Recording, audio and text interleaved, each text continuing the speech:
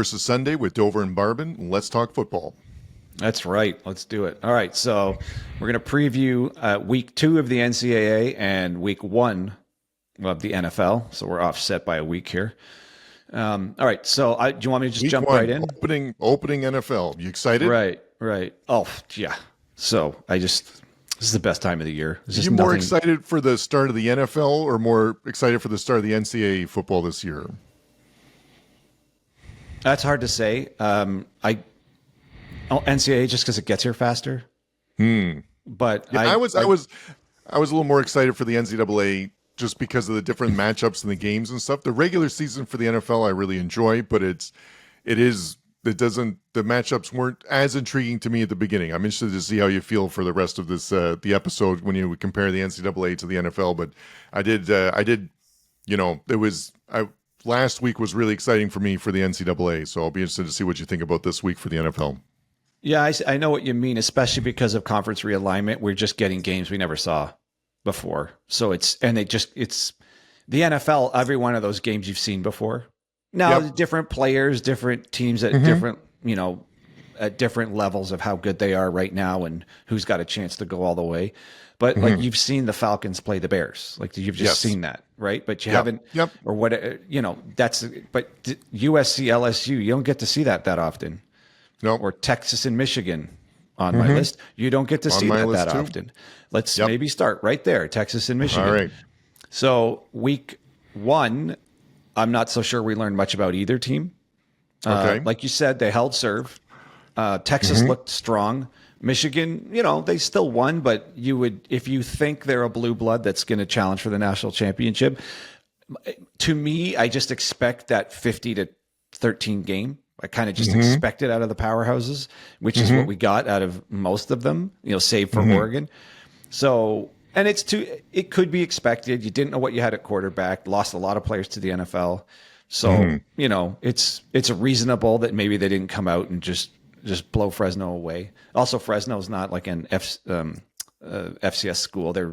They might put up a bit more challenge than some of the teams the big dogs actually played. But, I mean, how can you not look forward to this game? Because they're both playoff teams.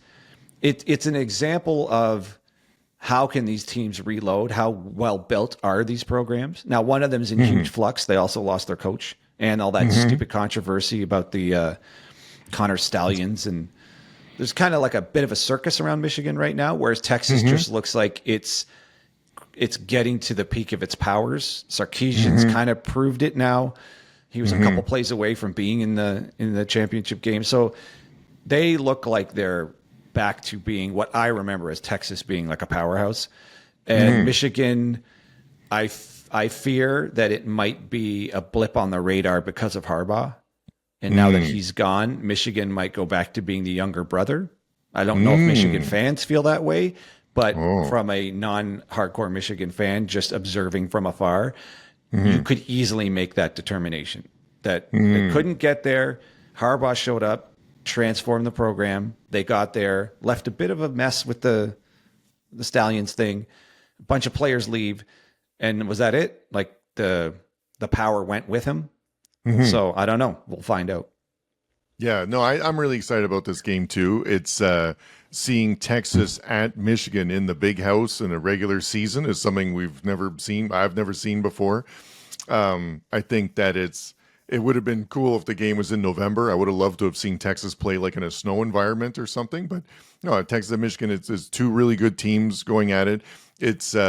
I'm interested to see what Michigan looks like, at home. If I was a Michigan fan, then you're really hoping that against the Fresno game, they didn't show anything. They didn't want to show anything like defense or offense, and they were saving it for this game. So if I was a Michigan fan, that's sort of what I'm telling myself at night to make me feel better about, to why they didn't dominate as much as Texas did. Colorado State is a pretty good team. Like they have a pretty good offense, and for Texas to shut them out, I believe, that really made a statement. So, no, it's a great matchup this week, and I'm curious for Texas fans how much they want to see Arch Manning again. I think they would like nothing more than a big lead going in the fourth quarter and then get Arch Manning a bit more time because he looked great last week, and so they're They've got two QBs that are very exciting.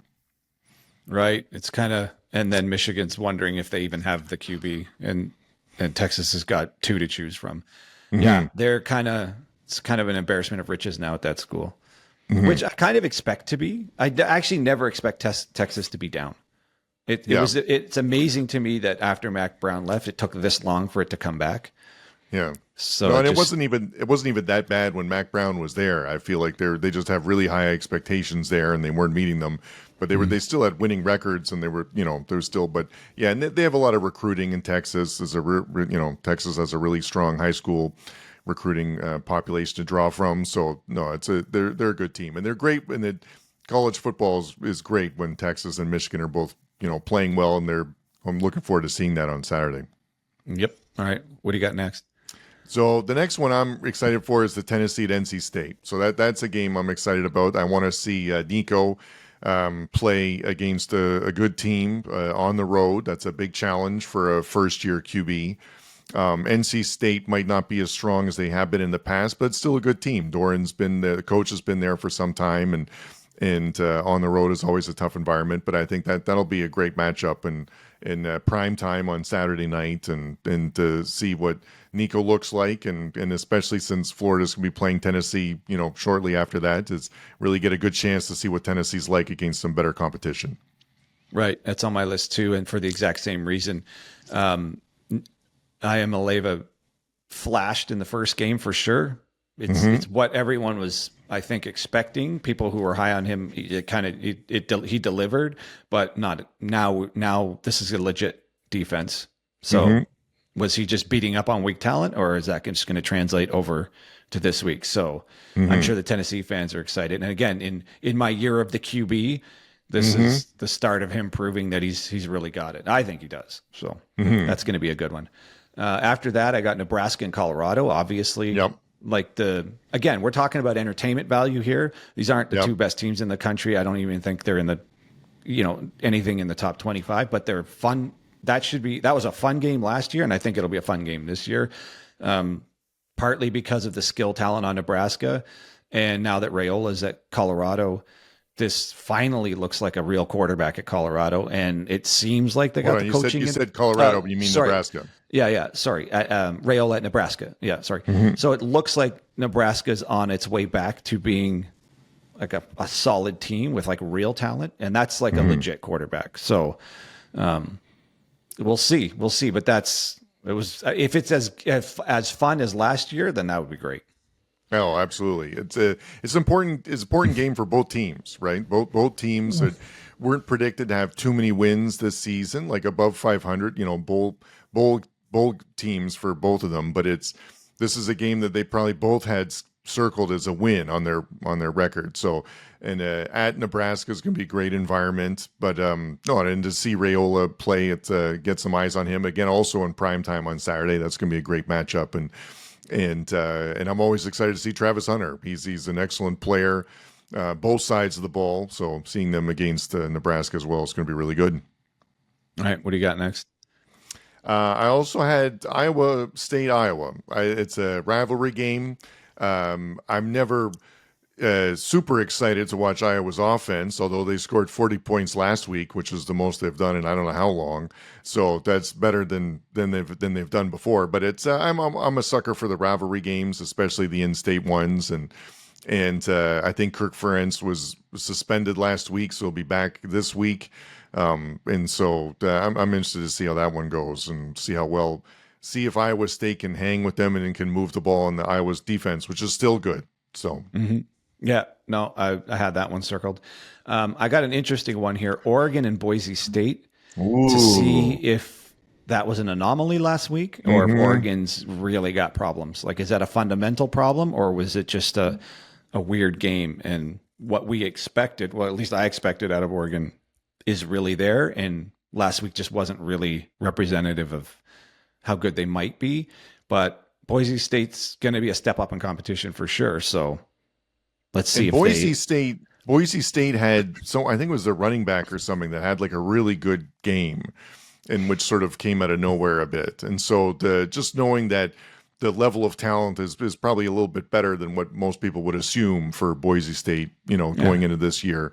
And you're right. It's sort of a get right game for Oregon, because they don't want to they don't want to have another showing like they did last time.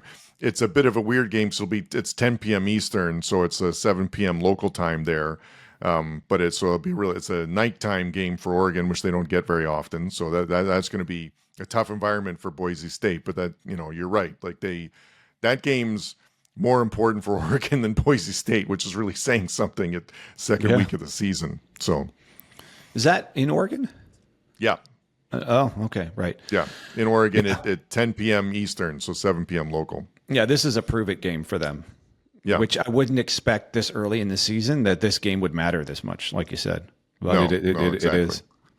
All right, well, those are the big ones I have. This scanning the season, this seems to be the weakest of all the weeks for like really good top flight matchups. Those are the only ones I really had circled. Do you have anything else? Yeah, I had one more. I agree with you. I think so. This is in my experience. Whenever there's a week where it's like, this one doesn't look that good, something always seems to jump up and grab me. So I think that there's sometimes on paper it might not look like a great matchup, but I think that there it could still be a really exciting weekend in college football. So I'm always aware of that. But I'm the same as you. So going into it, I'm like, maybe this isn't the week, but it's those are. I've been burned before, so I think it's in a good way. So we just won't know until it happens.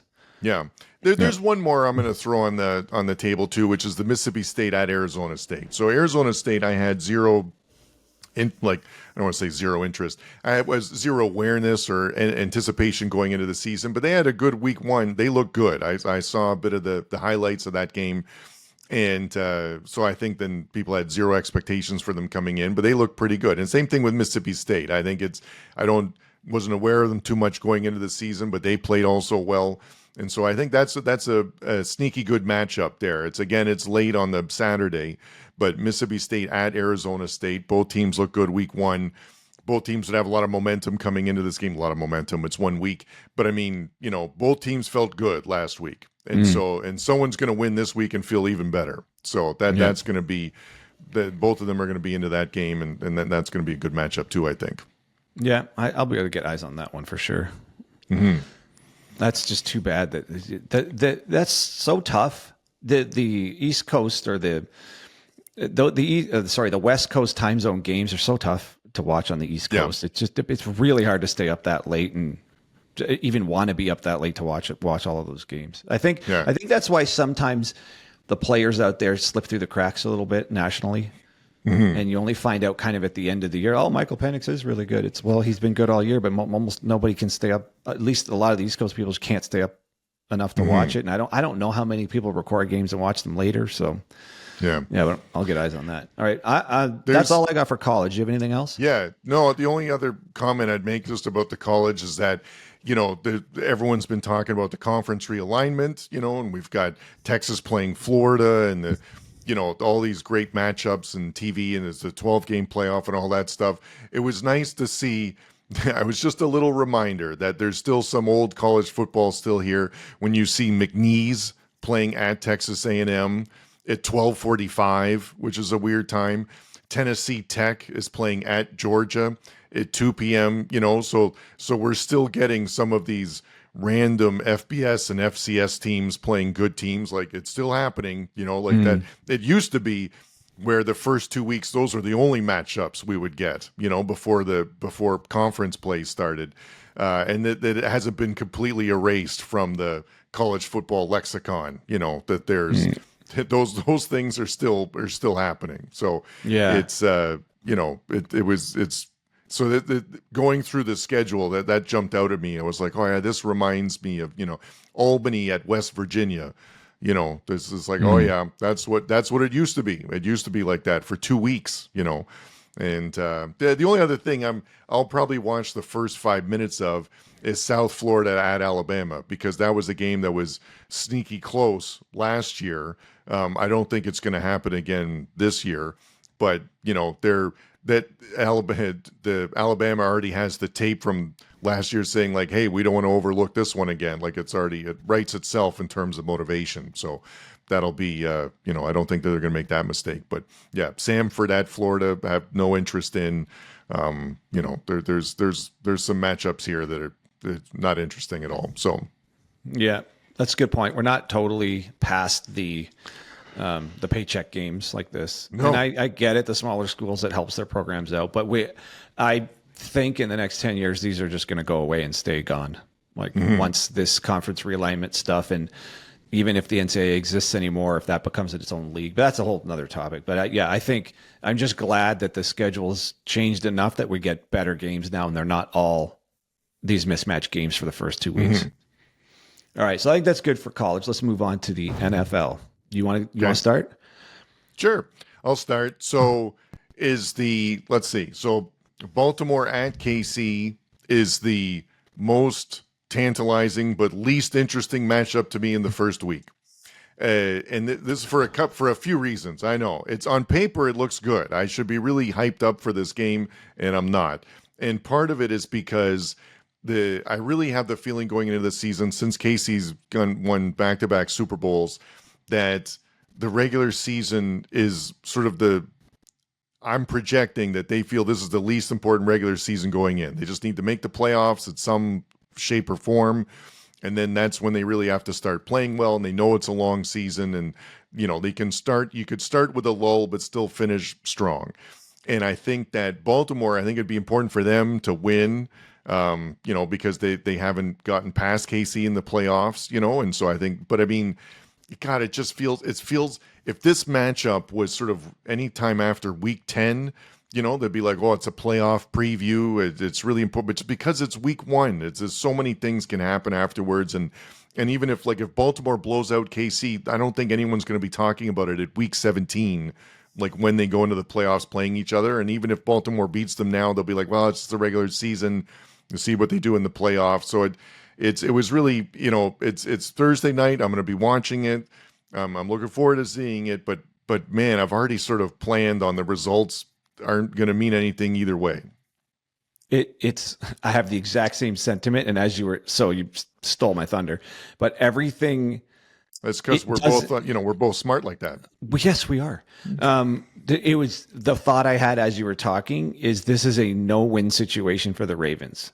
If they beat them, well, the Ravens are a good regular season team, but they can't beat them in the playoffs. And if they lose, it just solidifies they can't touch the Chiefs.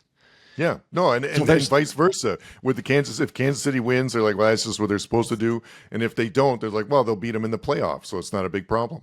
So those are all the outcomes. But I think it's worse for the Ravens because there is no way out of this one.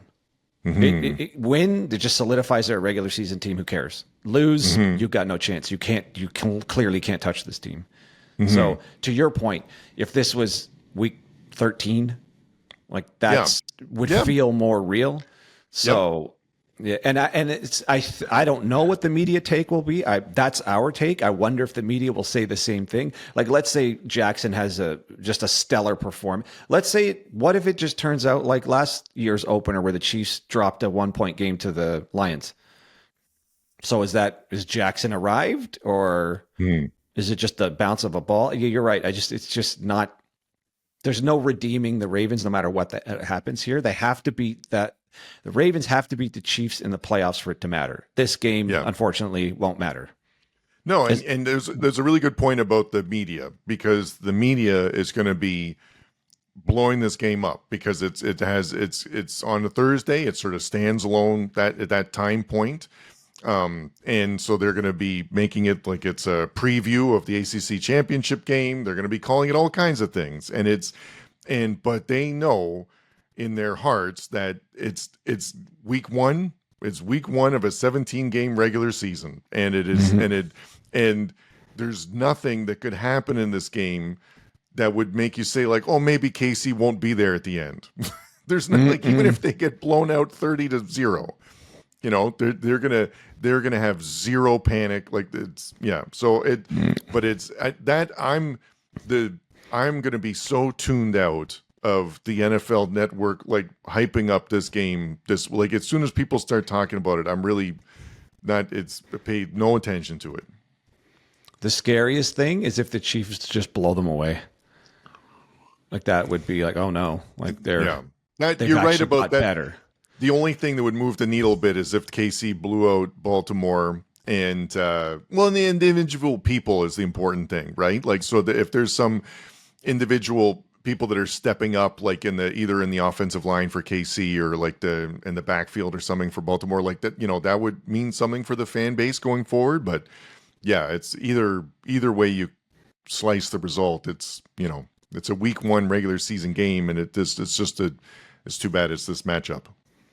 Yeah, I mean, and to say that, I'm gonna watch the whole thing. So, but right. And for both fan bases, it'll mean something to them. But for everybody else who's a fan of, no matter who your home team is, I just don't see. This game is the most important, not important game. So okay, all right. So moving on. So I got an interesting one here. It's Steelers at the versus the Falcons. Okay. And I wrote this note a few times. I said these QB rooms mirror each other. Then I realized, no, these are contrasting QB rooms. So the mirror is that you've got an old retread starter with a, let's say, popular backup. Yes. I'm not going to say Fields is good, but he's popular. A popular, young, athletic backup. Popular. People just know about him. Yeah. There's some amount of Steelers fans that I think want him. Because they just kind of don't want the old thing with Russell Wilson, even if he is in practice, just looks like he's got a handle on it. But then I thought, no, these are contrasting QB rooms, because the other way to view it is the Steelers have 2 QBs that I think just aren't any good, and the Falcons, as long as Cousins is healthy, has potentially 2 QBs who are really good. Yep. And so the QB rooms couldn't be more different. I don't know where you started with the similar. They both have 2 names in them. I'll give you that. But that's where the similarities stop. And if you didn't put Atlanta in one of your interesting games this week, I was really going to hold you over the coals, because you called it earlier on that there's must-watch TV this season. Totally. So good call. You're not flipping on this one. Good call. Nope. Sticking on the watching Atlanta. No, it's going to be like you said. It's these teams have the most kinetic energy for the backup QB becoming very popular. The first time Russell Wilson struggles, the first drive, the first time he throws short a receiver or something, people are going to be clamoring for Fields. And it's the same thing with Cousins. The first time he struggles, it'll be like, well, let's get a look at Penix. Like they'll have a longer leash for Cousins, but Pittsburgh is a classic, you have 2 QBs, you have none situation, like is what it really feels like going into it. So, and I really thought that Fields had a better chance of, he struggled at Chicago, and I really thought that but he's a talented player, so I really thought going to a new team, the different environment would shake stuff up, kind of like with Goff, how he really had a resurgence at Detroit. I don't know if Fields was going to have that at Pittsburgh, but I thought it would be better than this. Like I thought it. So, but it's seeing them square. That's another sneaky important game for both teams. Like neither team is sort of picked to win a lot of games this year, and they would have that one circled as both would have a win maybe. So that's an important game for them. Yeah, the phrase "if you have 2 QBs, you have none" fits for the Steelers, and for the Falcons, if you have 2 QBs, you have 2 QBs. Like they actually have, it's the first time they actually just have 2. Like I'm going to maintain all along that was a good pick, and they're set up for the future, a la Brett Favre, Aaron Rodgers, Jordan Love. To me, we've already talked about it, but to me, that's what that QB room looks like to me. Yeah, so that's exactly how you should make those picks. Like when you make the pick where you're like, you have to start this year and be good, that's always a tenuous situation. So it's a really good example of the 2 QBs, you have none for Pittsburgh, but in Atlanta you have 2 QBs, and it's just a really great situation. Yep. All right, what do you got next? I got the next one it's a game this is one that I was hoping would be either at one of their home venues, but Green Bay and Philly at Brazil I'm interested in seeing that. I think that if this game was in Green Bay, it feels really different than in a neutral site. Is that if this game was in Philly, it feels really different than if it's in a neutral site. And you can see with the point spread, because I think it's just Philly's, the Eagles by like 2.5 or something. So it's a close game. So if this was at home for Philly, they'd almost be a touchdown favorite. And if this was Green Bay, they'd probably be the favorite. So it's really, so that because it's a good matchup and because it's in Brazil, and because both teams are expected to be good this year, that it really changes the feeling for this game. It'd feel really different if it was at Philly or Green Bay. But I'm excited to see it in Brazil, and although I'm curious at the NFL's choice to improve the popularity, or in different countries for the NFL, but it's but I understand that's one of their goals. So it's interesting having it in Brazil. I'm interested to see how they receive it. But that's a great game. That's a great matchup, and not having a raucous home crowd for either team is makes it interesting for me, because before playing in Philly with Jordan Love, and seeing how you handle that versus in Hurts, where Philly in Green Bay would feel really different, but that's going to be a neutral site game that'll be interesting.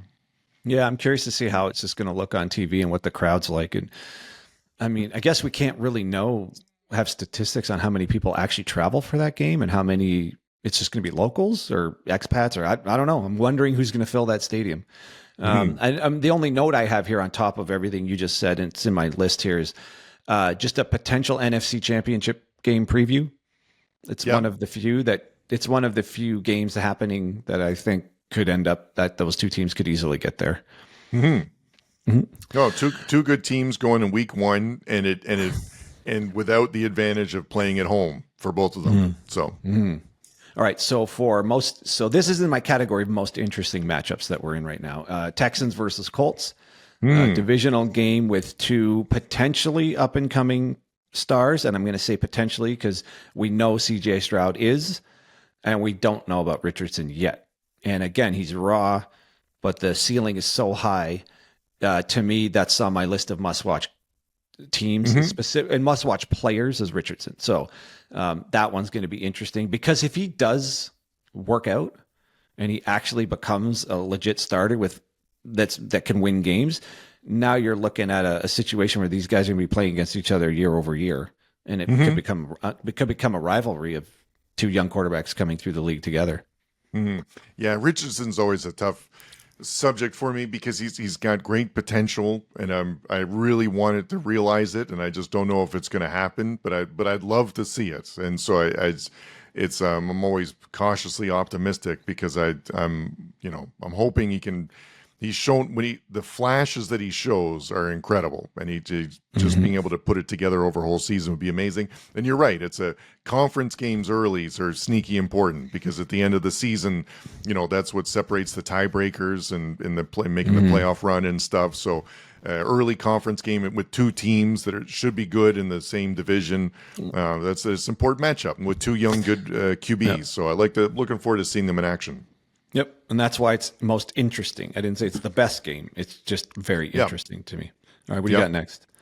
I've got Rams at Detroit. What struck me about this is that, a couple of years ago, if you said the Detroit would be favored at home playing the Rams, after that trade, you would have thought they were crazy. But it's, Detroit went on a good run last year. They have a good team. They have more confidence now than they've ever had in the last 5 years. That's for sure. And the Rams sort of need another get right game, after last season, to see if they're still going to be competitive this year. So I think that's an interesting matchup to me. Seeing that playing in Detroit at that first game is a tough one for the Rams to come out. I would have expected the Rams to be more favored than they were for that one, but that's going to be an important game for them. Well, yeah, and that's the next one I have on the list too. It's the Stafford Goff thing will forever link these teams until one of those two is not playing anymore. And Lions got him last time. And I also have potential NFC Championship preview. I think the Rams are that good. I know last year's result was a bit of a surprise for people who thought they were really rebuilding, but I think they're rebuilt. So they look pretty good, and Stafford's still got a few good years in him. So I think this could easily be a preview of the championship game. So that was the last one on my most interesting matchups list. Do you have any more excited for? Otherwise I'm moving on to a new category here. Yeah, I've got another one I'm excited for, and it's Jets at the 49ers. So it's the Aaron Rodgers experiment, year 2. Hopefully he makes it more than a quarter. I'm still fascinated that everyone's picking New York to be as good as the 9 wins, 10 wins, considering he's 40 years old and hasn't thrown a pass in a year. And San Fran's good. Like San Fran hasn't lost anything. They were bitten last year. They're going to be highly motivated this year, I think. They're a really talented team. It's at San Francisco. I think it's critical for if you're a Jets fan, for the Jets to come out and look good at least against San Francisco. I don't know if it's week 1, so I don't know if the wins are absolutely critical. But if they come out and they don't, and it doesn't look good from the get-go, like there'll be strong overreaction week 1 again after that. Oh yeah. Yeah. I think the pressure's not necessarily on Rodgers, but I think it's on the administration there in Saleh.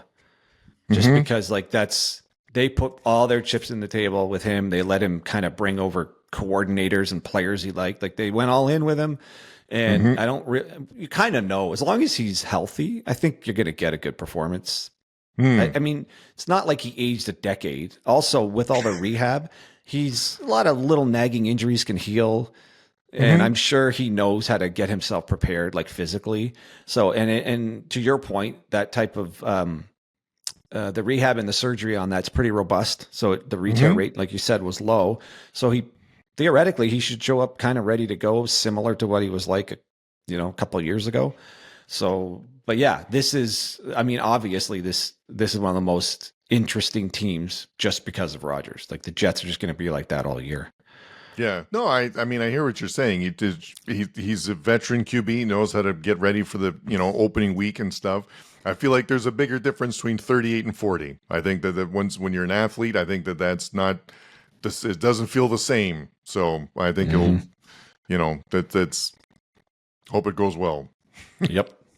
All right. So moving on, I have another category called Disaster Watch, and I have 2 teams in this category. Okay. First one, so I'll probably just knock them both out for this category. The first one is the New England Patriots because they're a disaster. And it's just, I think they might be the worst team in the NFL. And I think just recently they announced Jacoby Brissett as the opening week starter. Correct. And I can't think of a less interesting quarterback team combo thing than the Patriots with a lifelong backup starting the season. To me, that's just conceding defeat for the entire season. And I get it that theoretically he has the much higher likelihood of winning more games than starting the rookie. And maybe you don't want to kill the rookie's confidence right out of the gate. But from a fan standpoint, you just know, are you really excited Jacoby Brissett's starting? Do you really think you're going to win the East or contend for a wild card with him? No, you already know the season's lost. The season's already lost. You already know that. So why not have at least some excitement for your draft pick, for a really, really high draft pick? I mean, even if you lose the same amount of games with Drake May, I guarantee those are way more fun games to watch. I mean, I'll watch if Drake May plays. I will not watch with Brissett. I'm never going to have eyes on the Patriots. It's just because there's nothing to learn. What are we going to, is Brissett going to have a resurgence after 10 years? No, it's just, this is not a viable team with him at quarterback. As soon as you put Drake May in, he's at least something interesting to watch. I'm not saying he's going to be good or bad. Doesn't matter what he is. It's watchable because he's the potential future, whether or not he turns into the future. Brissett is not the future. So to me, any team that starts a quarterback who clearly is not the future, they're just not watchable. And beyond that, I think they're just going to be awful. I don't think they're going to hang in there at 7 wins and just sort of putter along. I think they might win 2 games. Yeah. Well, that's a good point. They're absolutely right to be on your disaster watch list. That's out of all the NFL games and opening week, this one has the biggest line on it. It's the Patriots at Cincinnati, and Cincinnati's favored by 9, which is really saying something when you're starting QBs coming off the wrist surgery, so it's the biggest line of the week, which is crazy. So And you're right. That's a really good point about the conceding, because that's what it feels like when you announce Brissett starting. What would have been better is if they announced that both QBs are going to play this game for sure.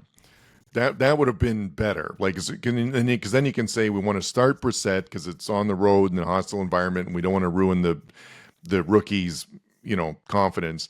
But know that May's going to be playing at least a couple of series, because that'd be so it. I feel like that would have been a good way. But you're right. As a fan, if you're the Patriots fan and they announce the Brissett starting, it feels like the season's over before it begins, which is really too bad. And I'm sure the management look at it as like, well, if Brissett starts, we could go 6-11 but if May starts, it might be like 3-14. And so like, this would be better.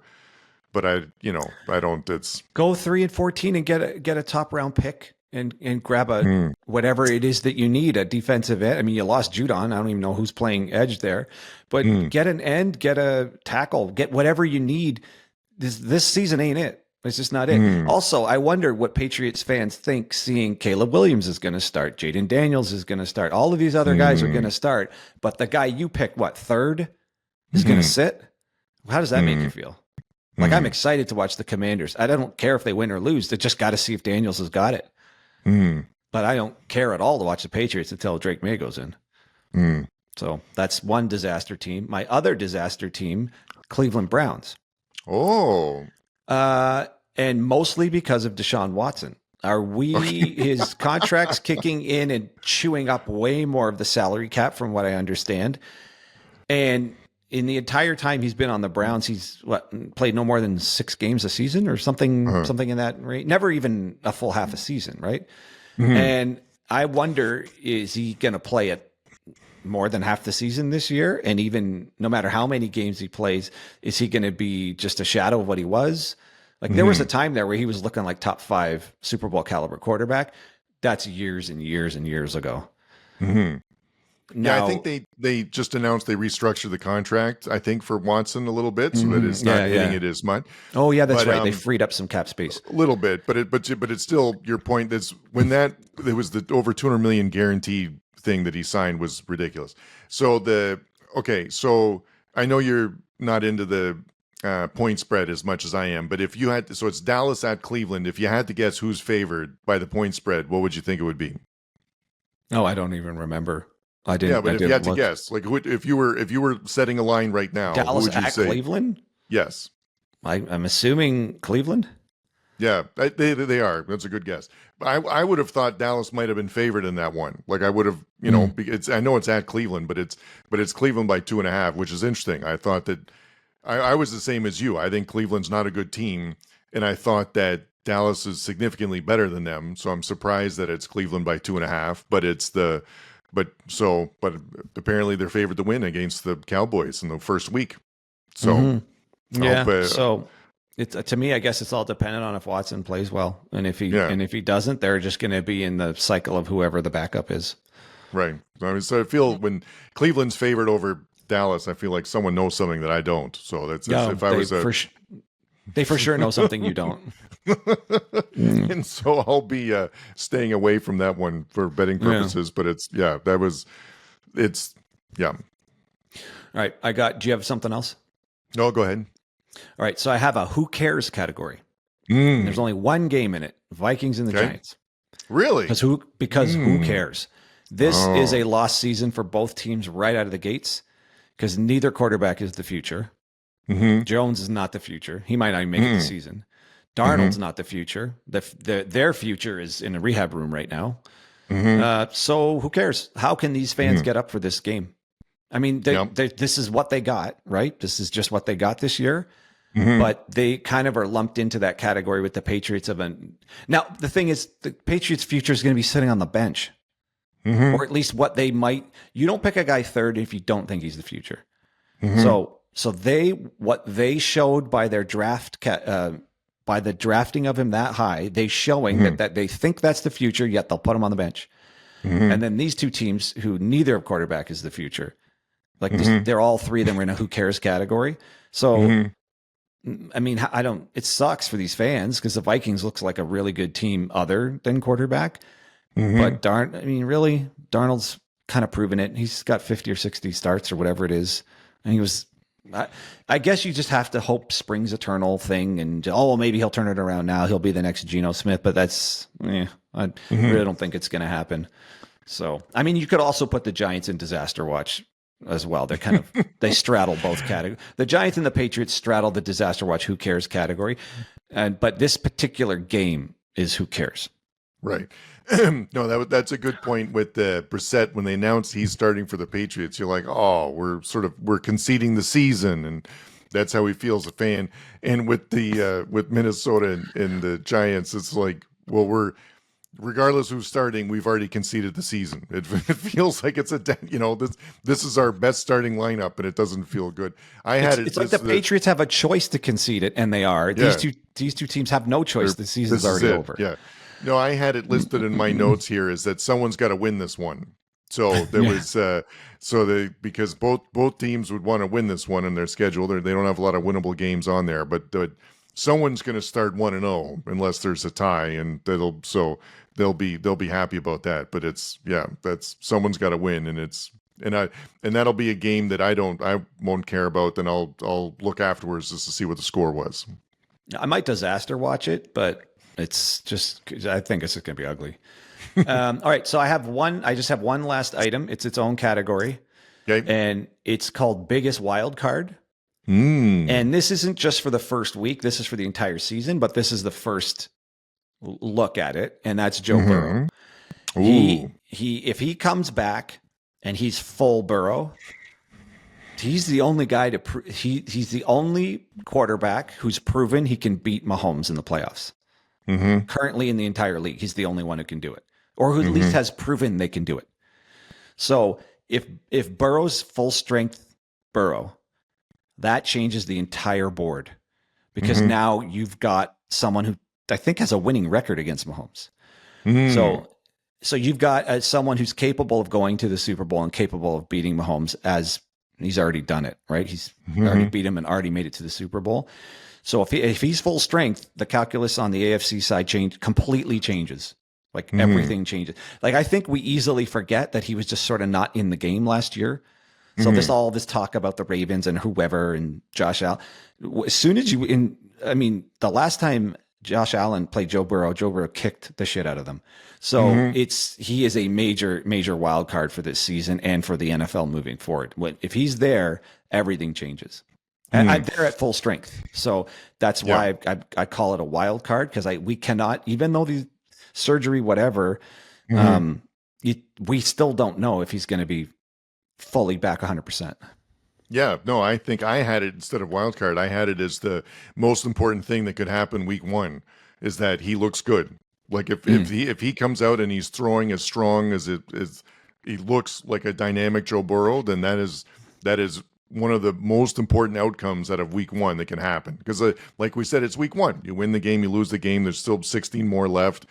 You're not going to go crazy over one win or one loss. But if he looks great, then that changes the way the whole season could feel. With him being at the top of his game. So no, that and Rodgers, unfortunately, are the two QB situations that would really like to see them come out and play well. And then again, that'll really, as a fan of that team, that'll really change what your expectations are going forward. All right. Well, that's all I got for the preview. Do you have any more? No. So if you had to, who's going to win the preview week, the NCAA or the NFL for you? Well, since none of it's happened yet, my guess is, if these games turn out the way I think they will, the NFL is going to be more entertaining. Just because I just couldn't find enough games on the NCAA schedule to really think that they're going to win. But to your point, there might be some crazy upset that we didn't see coming, and that's always to the NCAA's favor, because there's much bigger lines. There's games that'll blindside you that the NFL doesn't quite have games like that. But given what's on paper and what it looks like, I think the NFL is going to be more entertaining this coming week. But we'll see. Gotcha. Yeah, so you're saying NFL. I'm going to say NCAA. It was close for me, mostly just for the last couple points you raised about Burrow. Like, I'm genuinely interested to see what he looks like in that game. So, and also at a lesser extent, Anthony Richardson. Because I think for the same thing, that really changes how that fan base would feel about those teams going forward. But with Texas at Michigan and Colorado, Nebraska, and the Tennessee game, those games, like we said before, it's some games in the NFL Week 1 aren't critical if you win or lose. Really, it's sort of how they look, and those games are important. The Texas, Michigan, Tennessee, and Colorado, Nebraska. So for me, it's the NCAA wins by a nose. Yeah, that's a good point. All right, well, we'll find out this weekend.